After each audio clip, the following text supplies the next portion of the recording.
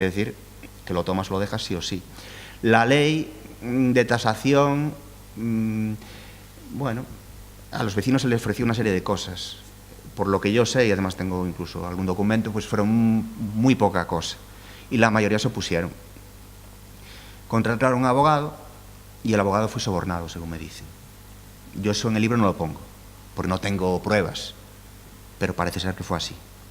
De hecho, por algunas cosas que me contaron de los juicios en Coruña, hasta en Madrid, etcétera, pues, a ver, es lógico, la expropiación la llevaba a cabo el gobierno. Moncabril era del gobierno. Por ejemplo, en Ribadelago no hubo ninguna responsabilidad. Cero, ninguna. Ninguna. ¿Por qué? Porque era el gobierno el que juzgaba si el gobierno había hecho algo bueno y malo. Al revés, lo que fue una mentira muy grande. Al final, en Alberguería lo que pasó es que hubo vecinos que se opusieron a la expropiación, los desalojaron, que obviamente los tenían que desalojar. Yo hablé con 3 personas de Moncabril que estaban presentes aquel día. Llegó camiones de más de 100 guardias civiles armados con fusiles. O sea, fue una expropiación muy, muy desagradable. Y sacaron algunos a golpes. Los sacaron e incluso después, cuando fueron a inundar, había vecinos que se encadenaron a los... Fue horrible. A los tejados, etc. Al final, perdieron todos los juicios y quedaron como los otros, pero tuvieron que pagar las costas y aún encima los terrenos, es decir, quedaron fatal. Hay otros temas, no quiero entrar. Por ejemplo, la iglesia de Alberguería es lo único que se conserva. No bien, porque no es la auténtica. Por suerte, porque es muy bonita, está en la Vega de Cascallá. Es muy bonita. Sí, se puede ver perfectamente. Sí. Sí, sí. Un momentín, no me cuesta nada. Hay un blog muy activo de Alberguería, sí. Y hay, bueno, la gente, los familiares todavía hoy siguen... Yo en el blog, bueno, en una página web, fue la única persona que no me contestó ni nada. Entonces. Pero sí, no. ¿En Alberguería? Sí. No, está debajo del agua. Está negado por el... Pero, porque allí hay unas casas. Las compuertas. Sí, pero no es Alberguería. Le pusieron Alberguería.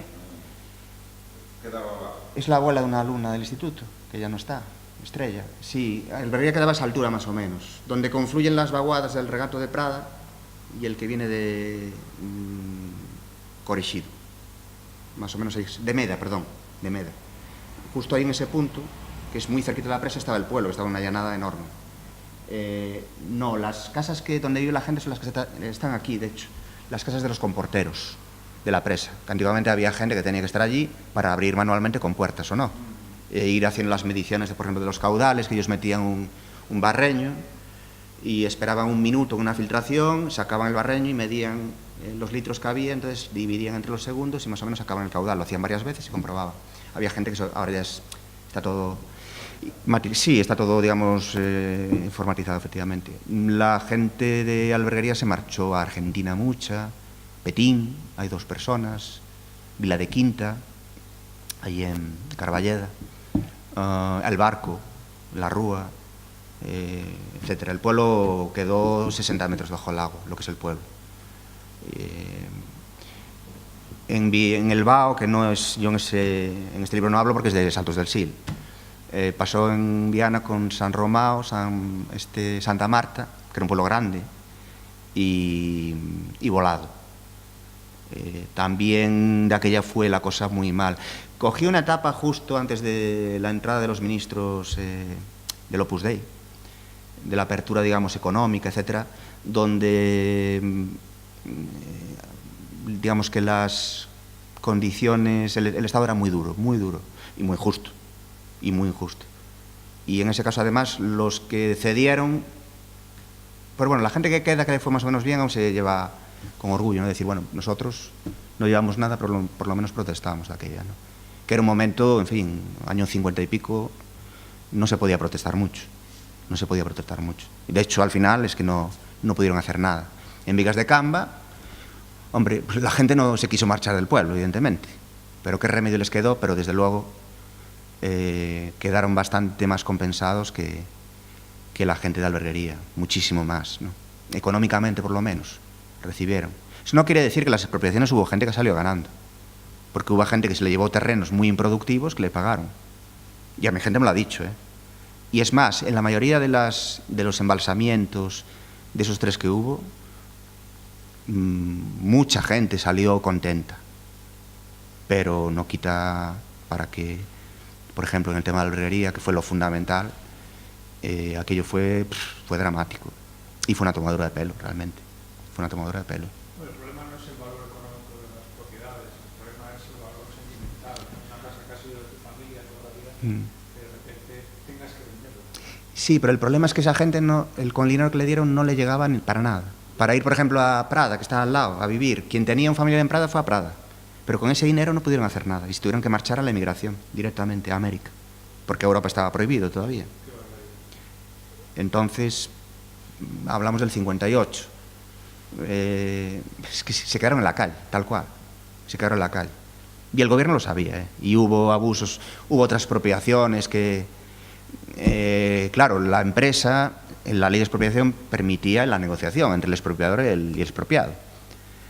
En Porto hubo un caso muy curioso, que es que hubo una persona que finalmente, como la cosa no iba, por su cuenta y riesgo, a margen del abogado, fue a pedir un dinero, se lo dieron, y al día siguiente un vecino se enteró, pidió el doble, se lo dieron, y al final, por las mismas propiedades, cada uno recibió cosas muy distintas, ¿no? Entonces, fue una cosa, sobre todo arbitraria, totalmente, arbitraria por parte del Estado. Fue ofrecido un poblado cerca de, bueno, en la zona de Villalba, en Lugo. Primero, no sé si conocéis, en Campo da Gonza, por encima de Viana, por encima de Mourisca, entre Viana y Aveiga. Ahí hay un sitio muy poco apto realmente para un pueblo. Y con el Instituto Nacional de Colonización, que se habla aquí también, porque en aquella época hubo muchísimos embalses, muchísimos. Les ofrecieron una serie de ventajas, digamos, ¿no? Os hacemos unas casas, os damos semillas, tal y cual, tenéis que acoplaros a las condiciones que nosotros os damos del Estado para una serie de cultivos, pero por el sitio no lo quisieron. Luego fueron a Vilalba y dijeron, en Vilalba sí que dijeron que sí, que es que les obligaron, cando foron ali a Terracha, dixeronlles que a herencia tiña que quedarlle o maior dos fillos, solamente. As familias normalmente eran de 5, 4, 6 fillos. Había familias con 10, hasta con 15 fillos. E para partir herencia era prácticamente imposible. Entón opuxéronse por eso. E finalmente o Estado pechou o grifo, xa dixo que non ia facer ninguna oferta máis e non pagou nada, hasta que o xuicio dixo que dixo e foron indemnizados, pois non sei o ano que foi, pero xa 60 e tantos, finalmente, o último, antes dos 65, con unha serie de diñeiro que era o correspondente que recibira outra xente, pero as costas do xuicio tiveron que pagalos. As costas dun xuicio, ademais, onde o abogado era do Estado. A persona da empresa que traballaba para os veciños en Porto era o xenro do xefe de Moncabril na zona, por exemplo. As condicións tamén, en fin, a xente non é como agora, daquela. A xente vivía como vivía. E iso é importante sabelo. A xente tiña un acceso a información, tiña unha... A ver, en algunhas cousas que quero poñer no libro tamén, esa é unha opinión miña que poño no epílogo, hai cousas realmente que se mellorou moito. Hai cousas que se mellorou moito. Hai cousas moitísimas que se poden criticar, pero hai cousas que comparando que están aí, son máis que velo. Hoxe en día non ocorre unha expropiación como a albrería, non pode. Incluso a de Riaño, que foi xa no 80, non tivo nada que ver, e foi terrible de Riaño, acórdome de pequeno na televisión vendo. E bueno, cando é isto de unha vez que falando das presas dos embalses, etcétera, que eu dixen, bueno, igual meu pai me comentara, igual a Endesa non le gusta. E digo, bueno, pues non lo sé, pero el libro non é Endesa. Me comentaba, ¿no? Que non me comentaron nada. Además, para empezar, es que non lo hizo Endesa. Y aunque lo hubiera hecho Endesa, pero no lo hizo Endesa. Lo hizo Moncabril. Pero lo hizo Moncabril, lo hizo el Estado, porque quien expropiaba era el Estado, no era Moncabril. Y el Estado nombraba a los expropiadores, además. Con lo cual, bueno, nombró, lógicamente, a Moncabril. Vamos a ver, el presidente de Hidroeléctrica Moncabril era el hermano del ministro de Industria. No digo nada raro tampoco, que hoy en día pasan cosas como esas. Igual por valía, igual no entro ahí, pero era así la cosa. Entonces, bueno, el Estado tenía la sartén por el mango, pues mucho más que ahora. O la gente tenía menos maneras de defenderse en estos casos, ¿no? La fecha de la mayoría de los embalses, supongo que fueron de los 50, 60. Vamos a ver, las... No, aproximadamente. Sí, vamos a ver. Una cosa es la inauguración. Por ejemplo, Franco vino a inaugurar Prada, San Sebastián y San Agustín en el 61, desde Prada. Iba camino inauguró también la estación de ferrocarril Madrid e inauguró en Ponferrada, no me acuerdo si en Quereño o algo. Pero sí, el último fue el de Pons, o sea, la central de Pons, la de Valdesiros. Fue en el 63. Aunque empezó a funcionar en el 59. El problema es que la chimenea de equilibrio estaba mal diseñada y hoy en día, de hecho, produce un 15% menos de lo que podía producir. Pero no quisieron meter máquina en la chimenea, lo hicieron mal. Pero la última inauguración fue en el 63. Y la primera, la de Prima del Lago, fue en el 54. En el 59 se llenó por primera vez de cabeza de terreno. Supongo que fue acertado, ¿no? No sé si los pesos de nuestro entorno de aquella se apostaba por los embalses. Sí, bueno, España no tenía energía. España no tenía energía. España iba un poco a la cola en energía hidroeléctrica. Italia, por ejemplo, mucho más, mucho más. Austria, muchísimo más. Francia, más. Y Alemania, más.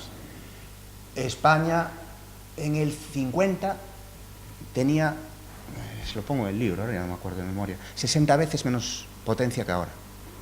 Tampoco consumía, pero era todo lo mismo. No consumía, pues no tenía también. Endesa se creó en la central de Compostilla, en Ponferrada. Se creó para eso. Es una empresa inicialmente muy asociada a la minería.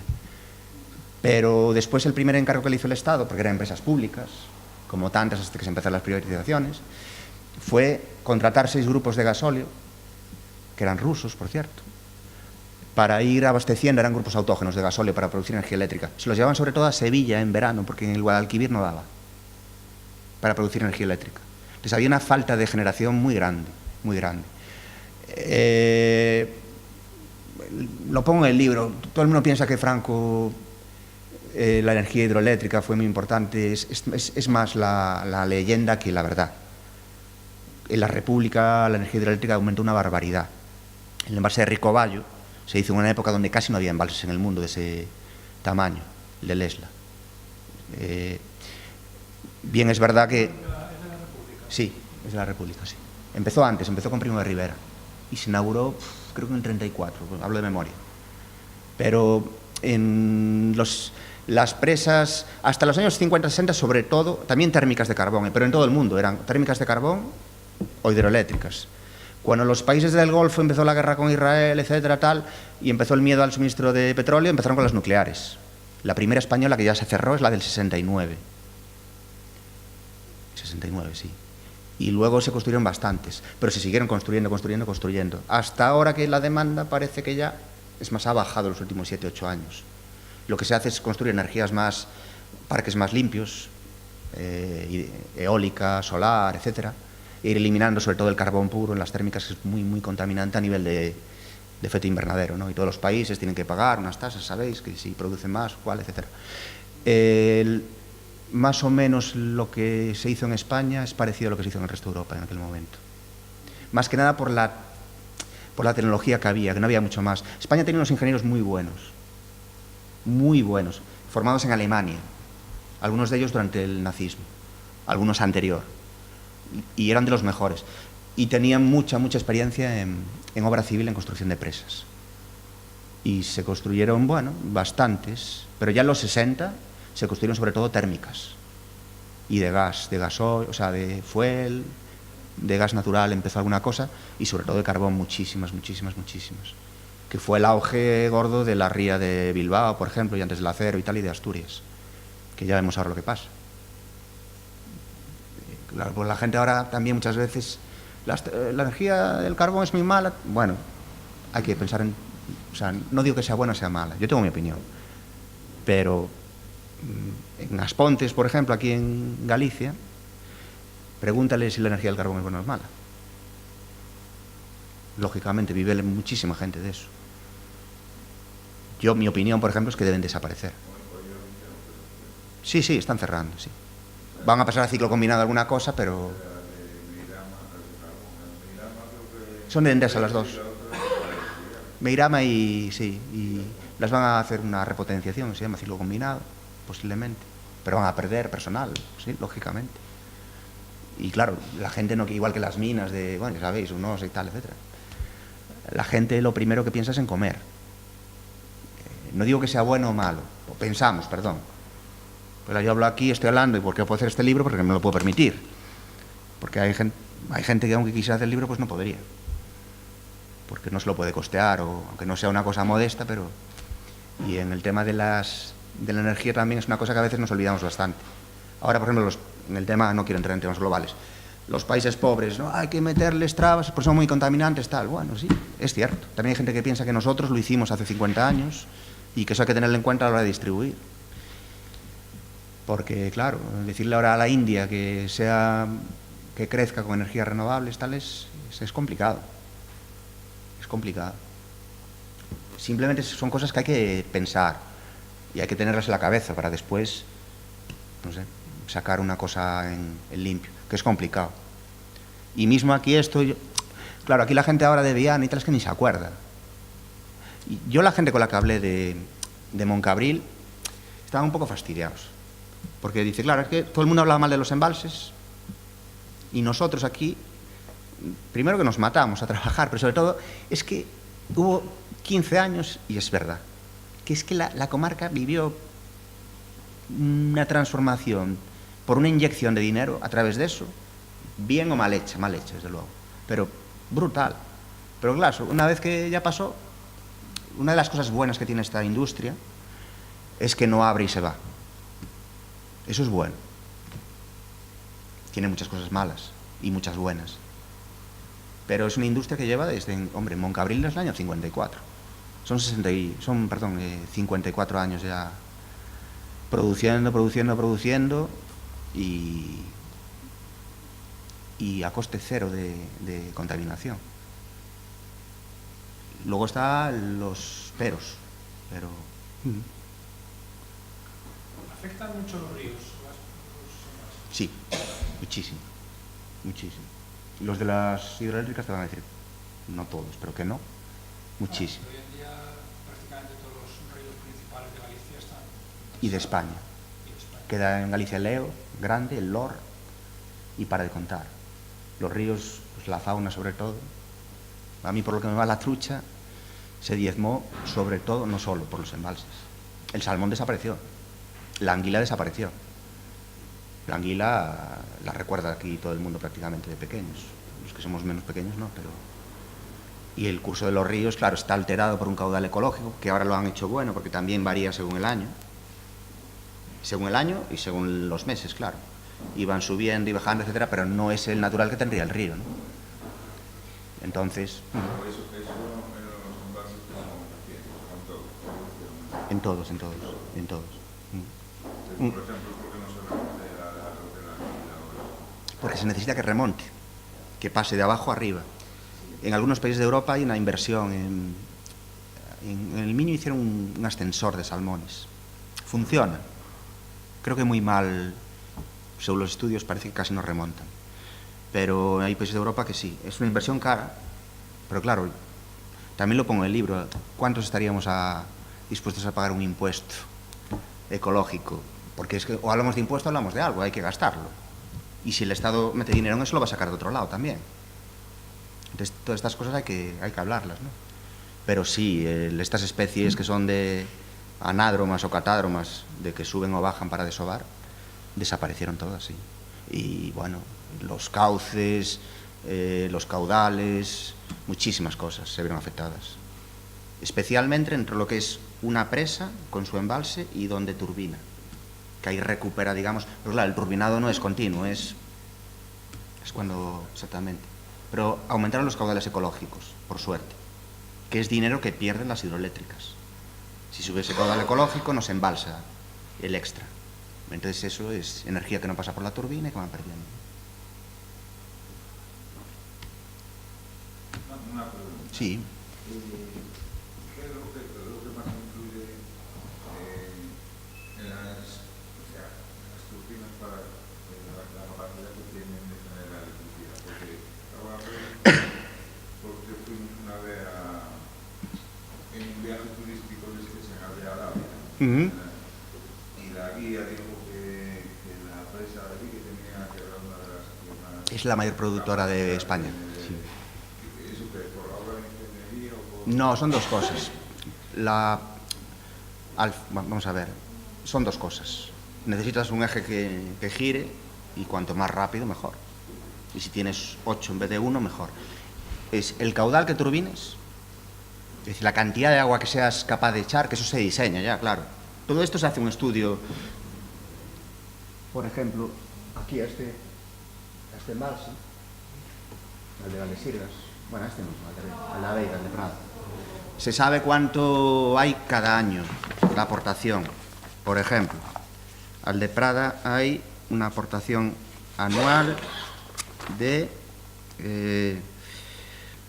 174 millones de toneladas de litros, de 174 millones de toneladas de agua cada año, de media. Entonces, más o menos saben lo que hay. Esto no es de ahora, esto lo hicieron cuando construyeron la presa. La presa no tiene 85 metros porque quede bonita o... No. Está todo medido y bien medido. Se pueden equivocar, pero está todo muy tasado. Desde ese embalse tú sacas una tubería. La tubería te cabe tanto. Es una tubería que tiene... La de Prada tiene 4 kilómetros y pico, casi. Por ahí anda. Y por ahí cabe tantas toneladas de agua por segundo. Por ejemplo, la de las Portas son 120 toneladas por segundo de agua, lo que es capaz de sacar. Esa agua acaba en la central de Vilarín, la de central de Conso, que le llaman, que está en Vilarín, o en la central de Soutelo, y es capaz de generar a tope 474 millones de vatios, que es una burrada. Al de Dávila son 1200, es la más grande de España.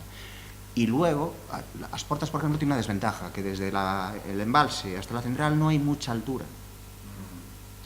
La otra es el salto, se llama, es decir, el desnivel. Tú en la central, tú tienes que sacar una tubería. La tubería te la llevas, pero llega un momento que tienes que bajar por la forzada hasta una central. El Cenza es digamos, aquí en Galicia es la fuerte, porque son 1341 arriba, aunque esto sale del libro porque no es pero da igual. Es de Iberdrola, 1341, y turbina son 665 el nivel de salida. Entonces son más de 600 metros. Entonces, claro, no es lo mismo que yo deje caer este vaso desde 1 metro que desde 100 metros. La fuerza, la velocidad con la que llega es diferente. Esos son los dos parámetros. Montefurado, por ejemplo. Montefurado, si la conocéis, a lo de la Rúa, es una presa pequeña y las turbinas están a pie de presa. El salto es muy pequeño, son 40 metros. Ahora, turbina cientos de toneladas por segundo, lo cual es muy bueno para otra cosa, porque tú no puedes tener todo el tiempo centrales con mucho salto, porque el río va ganando caudal, necesitas embalses que pueden ir sacando, ¿no? Belle, por ejemplo, en Orense, cada invierno está aliviando. ¿Por qué? Porque coge todo el agua desde el Sil y llega un momento que las turbinas de Belle, que es una central con muy poco salto, porque ya el Miño no baja nada. El Cenza, por poner un ejemplo, sería embalsar en Viana y turbinar en el mar. Eso sería el Cenza. Pues en el Cenza se hace son 5,5 kilómetros y para abajo. ¿Por qué? Porque en toda esta zona, na Veiga, en Viana, en Porto, en Tribes, en Manzaneda, en Laza, hay montañas, ríos, desniveles. Pero eso se hacía ya antiguamente. En estas zonas, por ejemplo, hay molinos donde sale un canal y al final hay una tubería contra los molinos. Eso lo puedes hacer aquí porque hay pendiente. Te vas mismo aquí en el Támega a esta altura, no es lo mismo que en el Támega arriba. Son ríos diferentes y son caudales diferentes. Aquí el caudal es mayor, claro. Luego aquí lo que te interesa es poder turbinar bastante caudal, pero la altura sabes que no va a ser mucha, porque como no te vayas a Chaves, y aún así de aquí a Chaves tampoco hay mucho desnivel.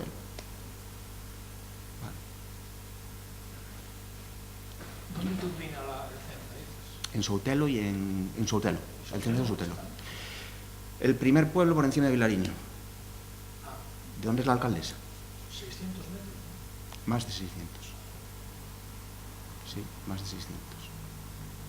Claro, porque el embalse del Cenza es el más alto de Galicia, está a 1341. Puente Porto está a 1620. Turbina en Riva del Lago, que está a 1014. También son más de 600 metros. Pero son 6 presas que van a esa central.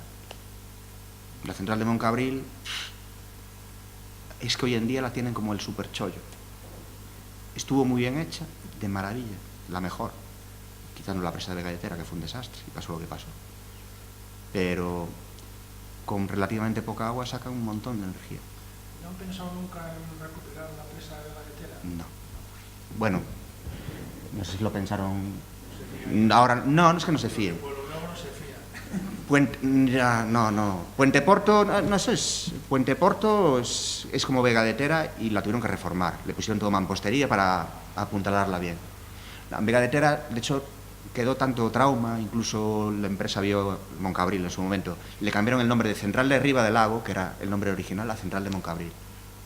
Porque Central de Riva del Lago ya sonaba un tema, ¿no?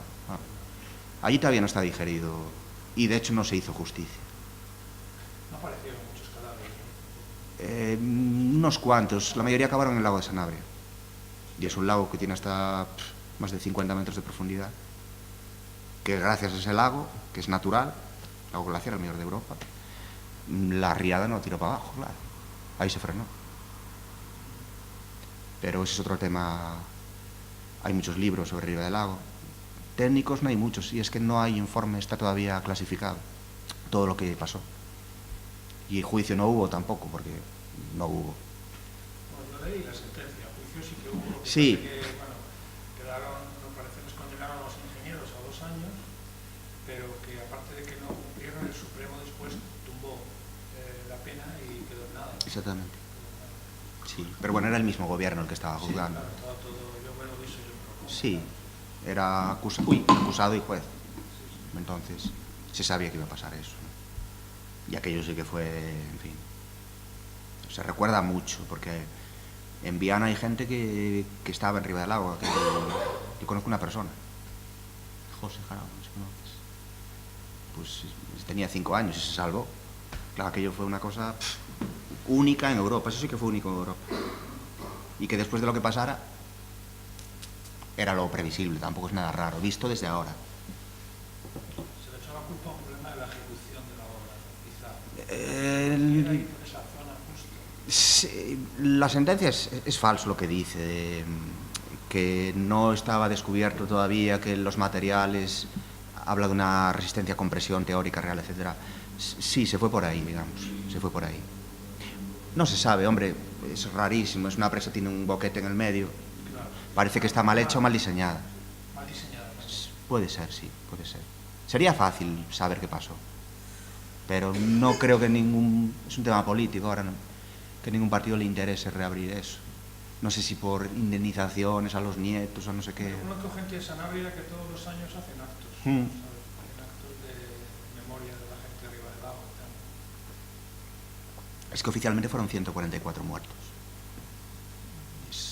Y en Tous, que fue la pantanada famosa, comparado con aquello, y son cosas que no pueden pasar, ¿no? Hoy en día, es que es una cosa de locos. ¿Tú crees realmente que una presa puede romper así de fácil o antes avisaría de alguna forma, ¿no? Porque tengo entendido que tienen sensores Sí, tiene. y eso se está monitorizando constantemente. La posición de muchos puntos de la presa está en un ordenador, permanentemente. Sí, todo, y la posición de en cualquier momento, cualquier variación, etcétera, da una alarma. Vale. Los procedimientos de alivio, es decir, de evacuación de agua en el caso de épocas de muchísima agua, con mucha nieve. Hoy en día hay sensores de nieve en la montaña, en toda la cuenca, los kilómetros cuadrados que vierten al embalse, se sabe cuántos litros hay arriba. Entonces, si se sabe que va a venir un temporal con viento del sur, con temperatura alta que puede derretir, se calculan... ¿Pero eso hay gente en Endesa o dónde está? ¿Quién controla eso? ¿El ministerio? Las empresas y el ministerio. Las empresas están adheridas a una ley nacional, hay ley nacional de protección de empresas, etc. Que es de obligado cumplimiento. O sea, hoy en día es muy difícil que pille por sorpresa impensable. La